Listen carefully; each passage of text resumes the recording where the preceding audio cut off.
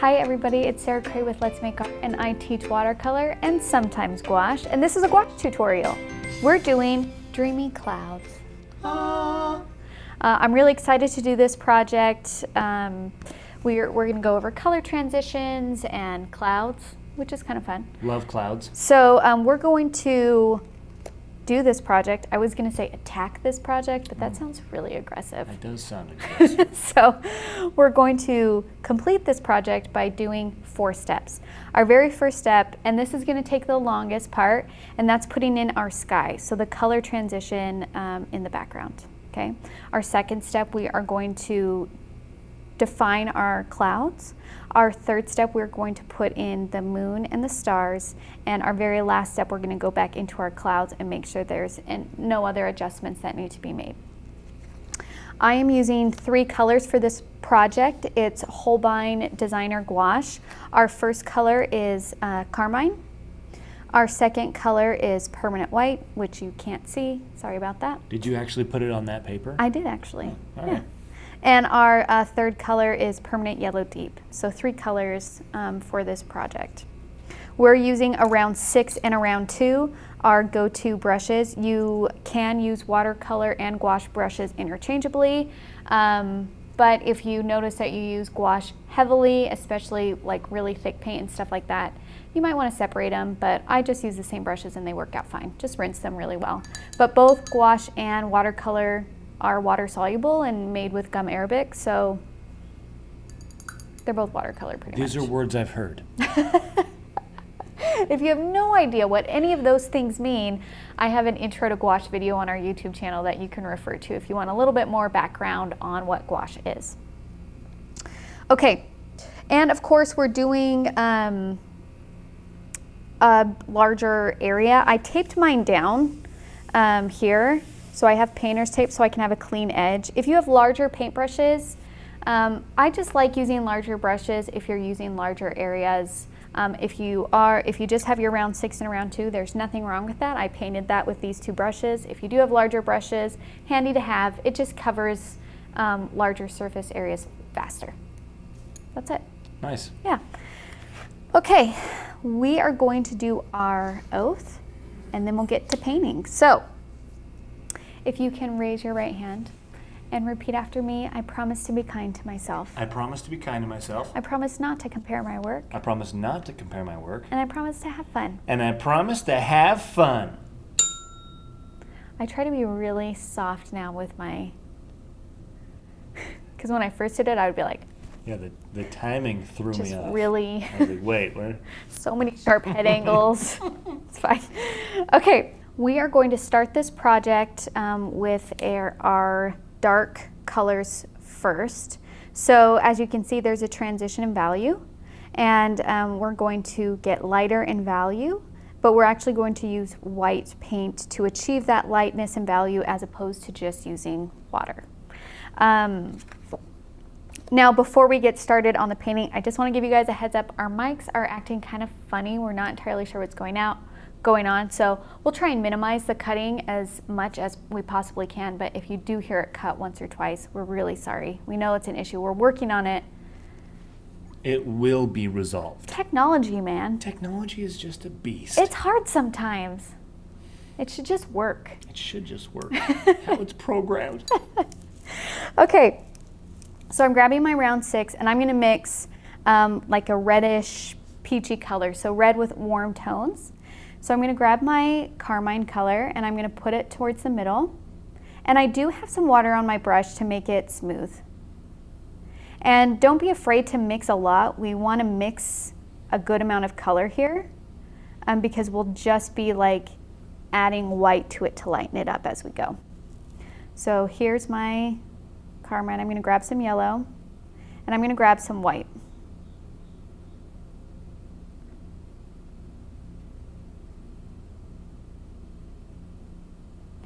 And just keep on adding whatever colors you need to get the color that you desire. I'm going to do a little bit more yellow. Now you just got to be careful with the yellow because if you do too much yellow, it's going to turn orange. Which honestly, this project would look beautiful in any color scheme. So if you want to switch it up, go right ahead, my friend. Orange is my favorite color scheme for this type of painting. I mean, if this was a sunset orange, Keenan would be all over that. Big fan. That's what I should have done. I'm sorry, Keenan. It's okay. It's I was just thinking about it's me not and that my I like birthday this color month. pink. I know you're giving other people gifts for a reason, but... Okay. And you guys can absolutely test colors before you put it on your sheet. So you can even like be like, okay, how do I feel about that color? That's a good starting point, actually. I like that color. I feel pretty good about that. So that is what I'm going to start with. Again, I'm going to utilize the water more as a moistener and a smoother than as a paint color, which is sometimes what I say when we do watercolor tutorials. So I'm keeping this pretty opaque, all right? Did you say smoistener? Did I? I think you said smoistener. I hope you did. I can't remember. I hope I did. Okay, so here we go. Got my 6, got my paint, and I'm just gonna start laying down. Now, if you watch the intro to gouache tutorial, I did do a little hint in here where I said that gouache has this tendency to dry fairly quickly.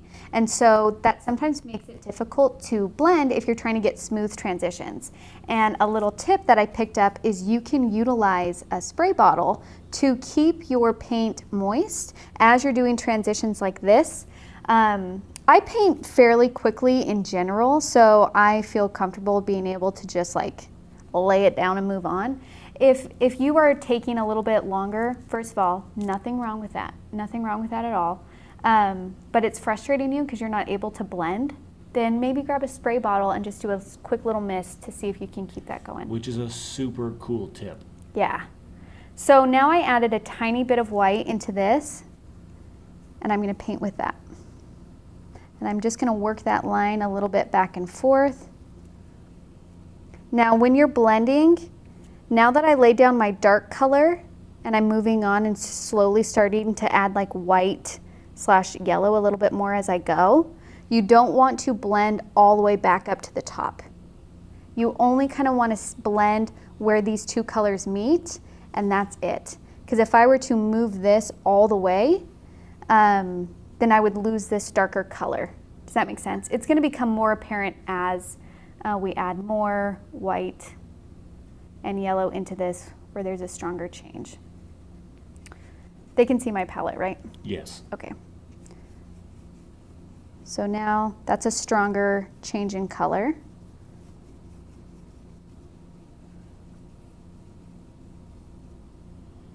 Now this is also where gouache is really wonderful, because like let's say I laid down this color and I just didn't like how it blended in one of the sections. Even though it's dry, I can go back with a moist brush and it will reconstitute because it's water soluble. So it can make things like blending such a better experience than like say if you were using acrylic, because you can bring things back up. Where acrylic, once it dries, I mean that's it. It's staying there. You can't do much. Okay, so I added more white again. So you can see we're kind of just doing chunk by chunk. Sometimes I'll grab a little bit of water to like help the paint spread across the paper a little bit more. But I'll show you what it looks like if it's too much water. See how transparent this is? Totally. That, first of all, this is your painting. So if you like that and you want to do it that way, go for it. More power to you. Nothing wrong with it. For me, because I want to keep the feeling of opacity across the board. I want an even feel of opacity. I'm not going to be using this much water. Okay, because it is a different feeling from here to here, and I want them to kind of feel the same. And the papaya.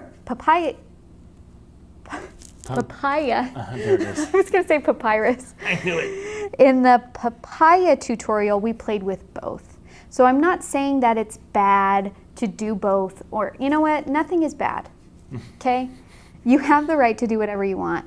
My purpose for this project was to keep it feeling pretty thick, pretty opaque. So that's why I'm going to keep using more paint and having that even level there. But again, you guys, this is your painting, and you can do whatever you want with it. Okay, I'm going to pull more white in. And maybe just a little bit more yellow. I really want to introduce some warmth into here. Get a nice peachy color. There we go. And you can see I'm kind of overlapping the previous layer too, so then it has a smoother transition. It doesn't like have a hard stop and start.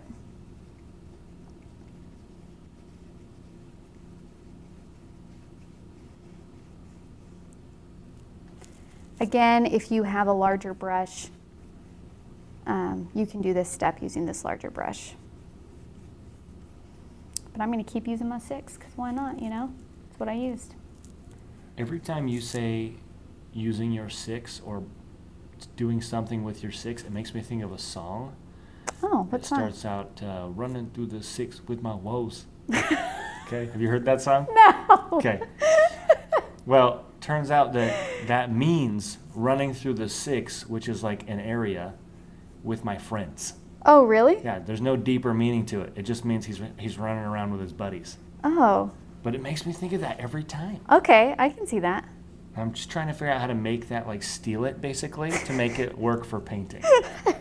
I'll figure it out. What's the tune again? Running through the 6 with my woes. Running through. No, I'm not. I'm not going there. I'm sorry. Well, I was feeling brave. I was like, I'm going to try this. Decided against it. I'm not ready, you guys. I'm not ready for that. Amazing. I got scared. You see me? I was brave for a second, and then I bailed. Wait a second. What am I doing? I'm so afraid. Okay, I just want to point something out really quick. I was trying to mix a little bit more yellow into my mixture. I did too much. You see how this is now orange? So I just want to say, the thing with mixing colors is just because you add too much, it's not like ruined. You just have to pivot. So for me, I'm like, okay, that might be a little bit too orange, so I'm going to add more of this white. Because I need to lighten it. I want to make sure it's a lighter value. And I'm going to do a tiny bit of pink in there, or carmine. And then we're going to lay that down and see how that looks. Oh, that looks good. Okay. So just don't give up. If mixing colors is hard, and I think a lot of it is because it's not like I know exactly how much to add all of the time, or I get it right perfectly all the time, because I don't. I just know that, like, as long as I still have paint, I can fix it. So like I had to use more white there than I was anticipating because I had to bring that color, that value back up, but I have more white paint, so it's not a problem. That's almost the exact advice I would give for your rap career. What? Which Just is don't what? give up. Yeah, it's not easy. You've got to use more sometimes paint or other term, insert there. I don't know what it would be. I talk a big game when it comes to creating art, but when it comes to creating music, I'm terrified.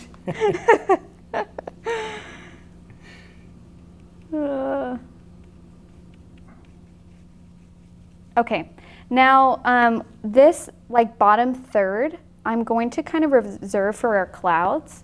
So I'm not going to go all of the way. You can if you want to, because gouache is opaque, so you can layer it and it wouldn't make a huge difference.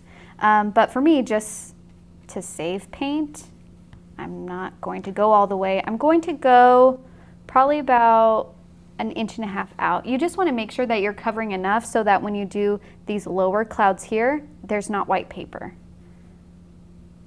So just kind of eyeball it. If you're really nervous about it, you can always paint over it. So if going all the way to the edge will help any worries you have, do it.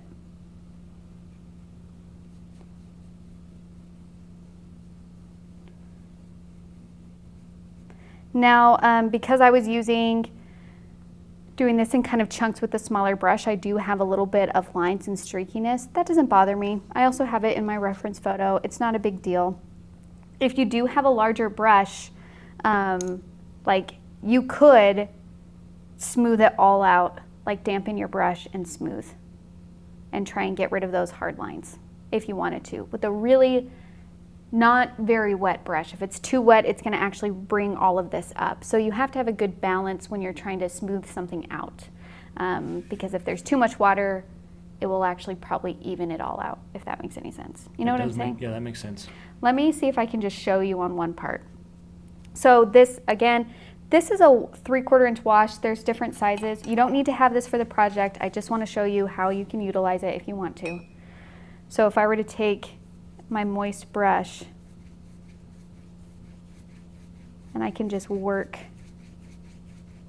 some of these things back to create a smoother line. I like the harsh lines. I think they add something to it.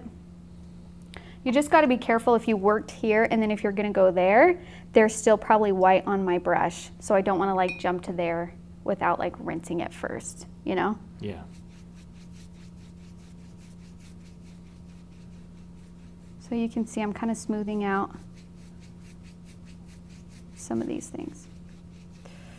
But that's totally up to you. That's just an option. That's just me trying to impart knowledge to you so you can do what you want with that. Okay, and I had too much water on my brush. See how much it brought up? So I got to smooth that out now. Okay, I feel good about that. Great, I hope that was helpful for you. Okay, that was step 1. That was like our longest part. So now we're gonna move on to step 2 and we're gonna put in our clouds. Here's what I've learned about clouds. They are elusive in the way that when I try really hard to approach them in the way of 3-dimensional form, I overthink them and I define them so much that they don't feel light anymore. They don't feel like clouds, okay? So when I talk about these clouds, I'm not gonna be able to tell you exactly, put this here, put this here, and it will make sense to you. They are a little bit elusive in the way that they have form, but they also don't, because they're clouds. Yes.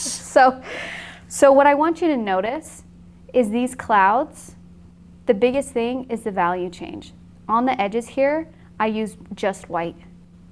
And then as I worked my way down, I introduced different values and then put light values back in to give the feeling of puffiness, of layers, things like that. There are also different types of clouds. I don't know what kind of cloud this is. Cumulus. Cumulus nimbus? Is that a cloud? I feel like I got that from a Nimbus 2000. Pixar movie. Cumulus. Keenan's gonna look it up for us. Keenan, please look up the type of clouds. Types. Okay. Clouds. So I'm using my 6. I'm gonna grab just white. And I'm just going to start putting this in, doing curved edges. Now, this is I always have this kind of warning happening, which is your brain likes to make patterns, whether you like it or not. So pay attention to how round your bumps that you're making are. And if you notice that they're kind of the same, mess them up. And this is our first pass at the clouds. So always remember, and this is why gouache is really fun, and I hope that you guys are really enjoying yourself, is that you can just layer it on top. If it doesn't end how you want it to end, or if it's not doing what you want it to do, let it dry, do another layer.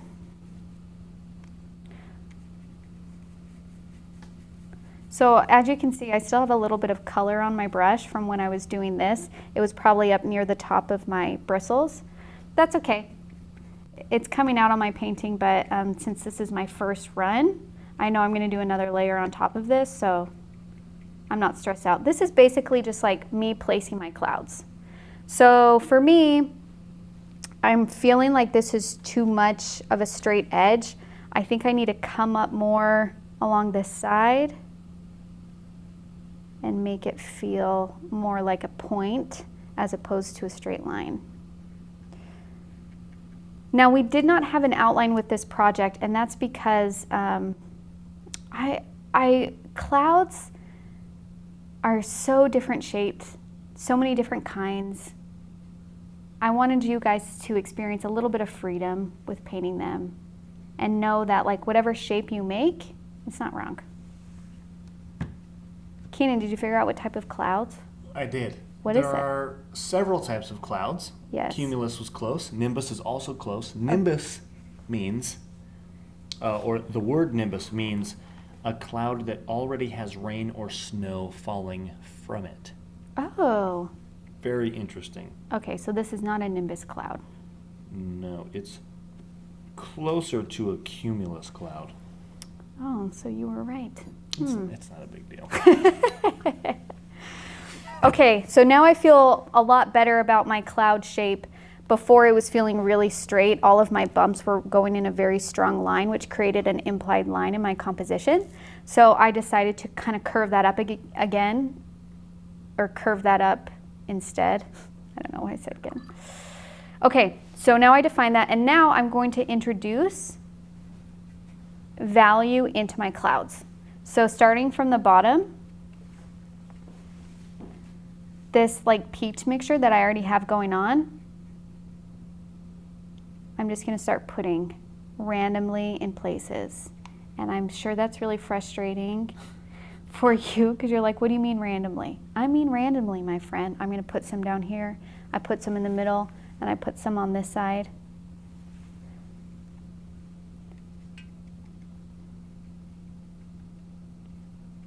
And then after I put down that value, I'm going to kind of blend it out. So there's value transitions within these darker values. And again, if you're feeling really scared, remember, gouache is opaque. You can layer it, you can adjust it. So try it, just try something. There's no wrong, because even if you try something and you hate it, you can just paint right on top of it and nobody would even know. Basically, I just try and look at it from like a composition standpoint, which is, are these darker values that I'm putting in distracting? Are they creating implied lines? Are they distracting from other things that are going on in the painting? So far, not really. I'm trying to kind of follow the top edge a little bit. You can see that like I'm kind of like doing curved lines right here. This round thing is kind of mirroring this round thing. So that's what I'm keeping in mind when I'm putting in these darker values.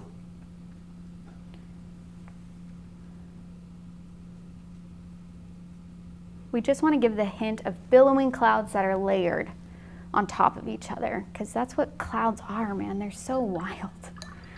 Elusive is such a perfect way to describe them for me. I studied clouds for an entire semester in college, and I still struggled with them. They're just, and I think it's because I was overthinking them. So this is me telling you, don't overthink it. If you notice yourself looking too hard, getting too frustrated, move away from it, which is what we're doing right now. So I put in my clouds, I put in some darker values. I'm gonna leave that alone for a minute, walk away from it, so then when I come back to it, I have fresh eyes, and I'm gonna put in my stars and my moon. So switch to your round 2, and we're gonna do our moon.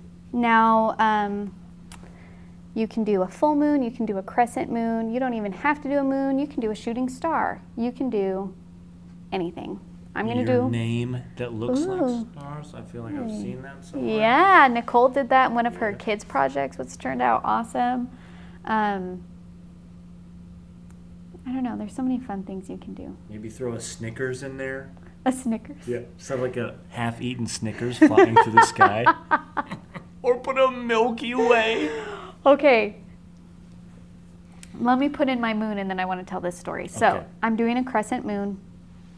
So basically I'm just going to be doing, I'm going to try not to put my hand in my wet clouds.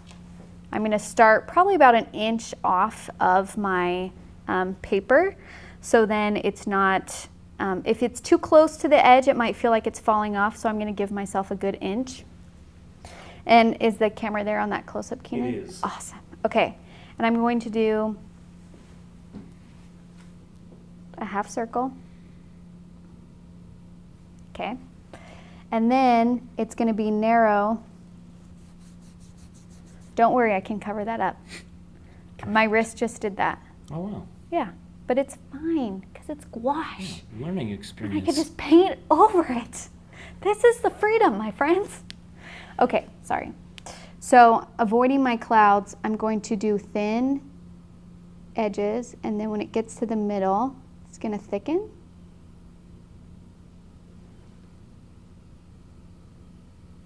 And then I'm going to have it thin out again.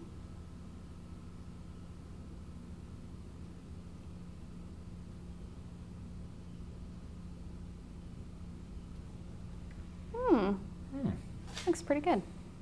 Okay, and adjust as you see fit, okay? If you got to do a couple runs at this crescent moon, do a couple runs. Maybe your crescent moon becomes like too much and you're like, you know what, now it's a full moon. You have that freedom too. Okay, I actually think I want to do a little bit thicker right here.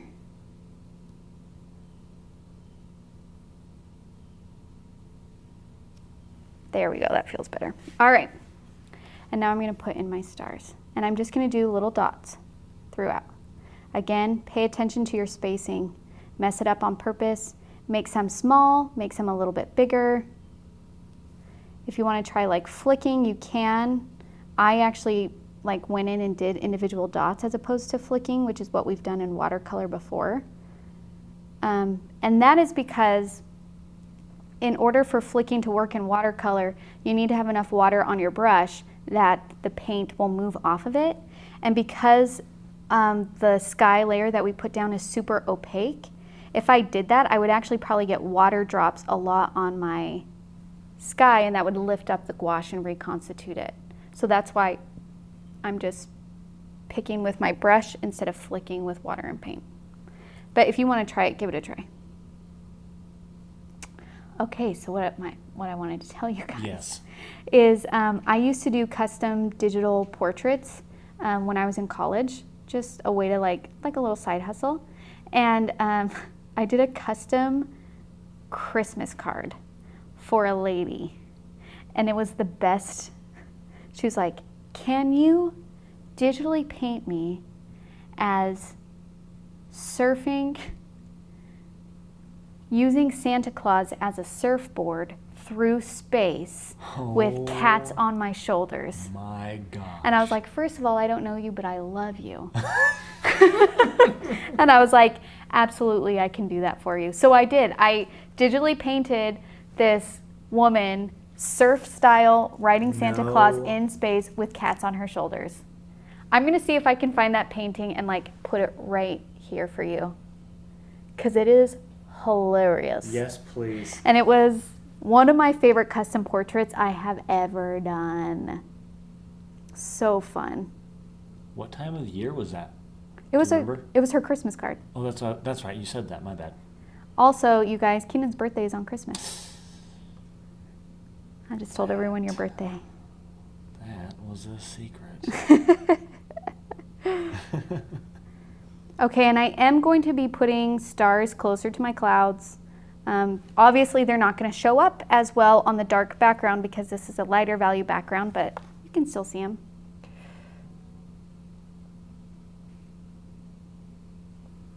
When's your birthday, Sarah? It's coming up. Is it? Actually, it's already passed by the time this, let me see when this releases. Hold it. Oh, yeah. Oh, it's my dad's birthday today. Oh, wow. So today is September 23rd when this releases. That's my dad's birthday. Happy birthday, Dad. My birthday is the 7th. Happy birthday to you.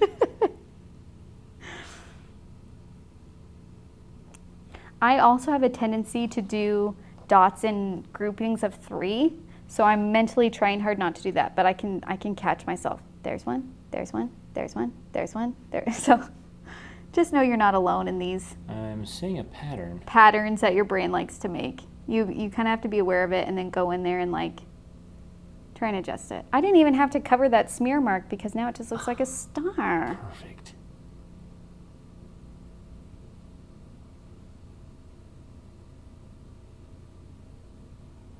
I love this project. This is a good project. It's just whimsy. Whimsical. You just did 3. I did. I'm trying so hard not to. What if I called you out every time? Okay. Now I'm being like so careful. You almost didn't put one there, like, wait.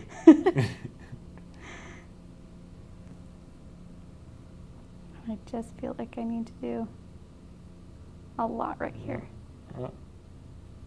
Just so many, too many. I just can't help it. Oh, that's pretty. That's nice. Okay. Okay, so that's it for our stars and moon. You guys can go back into it and adjust it as you want. I feel pretty good about mine. And now I'm just gonna go back into my clouds one more time.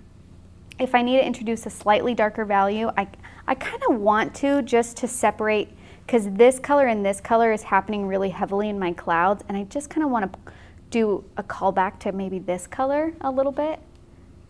So I'm just gonna put that in a little, like a hint of it, where there's a darker value.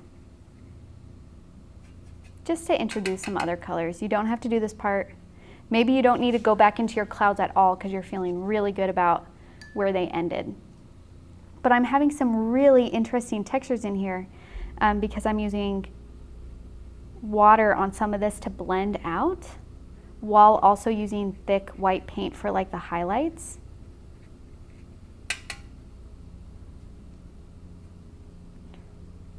That feels like it needs to. And maybe if you want to do maybe a little bit more of the yellow in there, get like a nice warm feeling. Oh, that's nice. You can.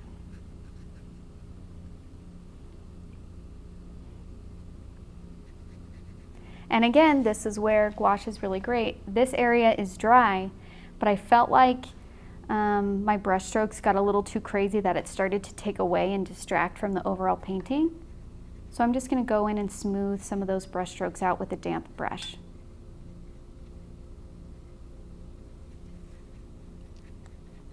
Those clouds are powerful. Do they look good? They do. Okay, and then my very final thing that I like to do is I want to use just white paint, white gouache, and I'm going to make sure that I have a thick layer of white right on the edge here. So because when we were first laying down our clouds, maybe you had some paint on your brush, but I really want to make it obvious that this is highlighted. This is the edge of our clouds. And do it on some of these areas down here as well. Because if you look at clouds, it's seriously just like value transition, value transition, value transition over the whole thing. It's crazy. That's why sometimes I get lost in it, because there's so much. It's easy to like have your eyes get lost. So just kind of add some throughout. And then if you need to go in, like maybe this value is slightly too dark. It's creating too much of a feeling of depth that I'm starting to lose that airy feel with clouds. And just paint over it. There we go. Not a problem anymore. Fixed. Fixed. Okay, I feel good. And now we get to take the tape off, my friends, which is the best part. So, I'm going to pull away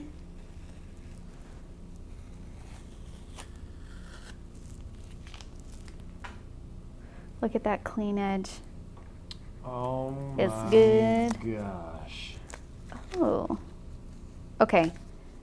Uh-oh. I'm going to do it one at a time. It might be tempting to try to remove multiple pieces simultaneously. I just almost said challenge. But that's where things can get hairy quick, so don't be tempted. Do it one at a time. Who's Harry Quick?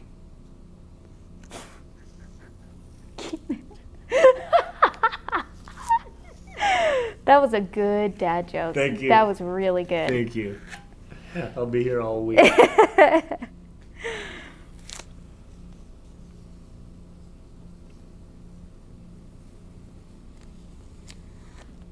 All right. That is our Dreamy Clouds project. Oh, lovely. I love this project. I really do. I hope you guys have fun with it. I cannot wait to see what you guys come up with. I'm sure you guys are going to do some awesome like sunsets, maybe do like purple or blue sky, or you know what I mean? Like maybe it's a sunset and instead of the moon here, it's the sunset and there's sun and there's ray. Like so many options. Have fun with it. Really embrace it. You can try this with watercolor if you don't have any gouache at home. Watercolor, you can absolutely do this project as well. Just utilize that water instead of the white paint. I love this project, and if you want, I want to see it. Sorry, what's next? I want to see it. So tag us on Instagram. You can tag us at Let's Go Make Art or hashtag Let's Make Art. On Facebook, we created a group just for the sole purpose of you guys sharing the work you created, so you can learn from us and from each other. And it's so much easier to learn something and do something new when you know that you're not alone. And that's the whole point of it. We want you guys to feel united, and we're all on this journey together of learning something new, being creative, you know, being courageous, just putting ourselves out there. We got your back. So that is called Let's Make Art Watercolor. If you need any of these supplies, you can find them at letsmakeart.com. And that's all I gotta say. So thank you guys so much. See you next week. Bye.